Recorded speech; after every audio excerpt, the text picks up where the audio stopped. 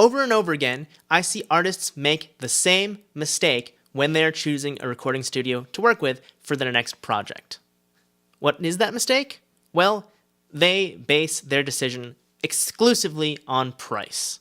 Budget is always a big concern for all of us, but it's not a great way to pick your next recording studio. In fact, price is a terrible differentiator for many things, and recording studios are no exception. My name is James, and this is the Better Band Bureau. When it comes to picking a studio for recording, aside from the obvious things like the experience of the engineer and the capabilities of the facility, there's one thing that I think is incredibly important. You want to find a facility where the person you're working with is not only an engineer, but also a producer. Now, you might be thinking, what do I mean by finding a producer instead of an engineer? Although many people use the terms interchangeably, really they are two separate things with some overlap, but a producer has more capabilities than an engineer in many situations. An engineer would have the band come in, set up mics, run the session, do the tracking, some editing, and then mix the songs down or send them out to someone else for mixing. This kind of work takes years to learn. Engineers have to be very patient to hone their craft into something marketable and sellable. It's something that comes down to sheer willpower, really, if you want to succeed as an audio engineer. You have to want it. On the other hand, a producer, in addition to helping with tracking and recording, they might hire another engineer to help out with a session, or they might do it themselves. They will work with the band from the start, using demos and pre-production to build those songs into better works, to help the artist achieve their dream. And it's through this collaboration that the producer can benefit the artist more than an engineer can.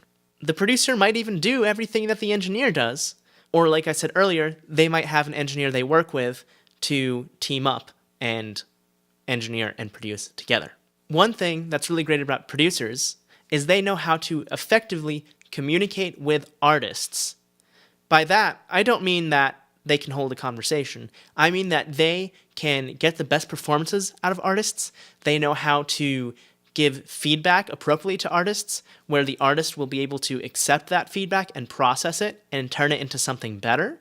They can help build arrangements of songs, and they will even have a network of session musicians who can come fill out the sound of the song if needed. For example, violin players or other strings or horns or something like that.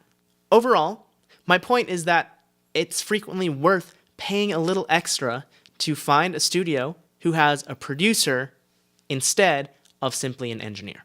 Now, I'm a mixing and mastering engineer myself. One of the main things I notice is that artists who work with a producer prior to and during the tracking frequently have a better final product than artists who just go to a tracking engineer.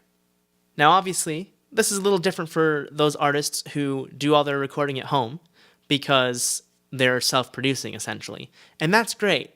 And I'm always happy when artists who are self-recording will take feedback from me as the mix engineer and work that into their future works, because that means that those artists are also developing their skills and their sound and learning how to produce themselves.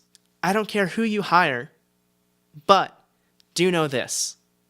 There's a very high chance that if you hire a producer instead of an engineer to do your tracking, you will have a better final product.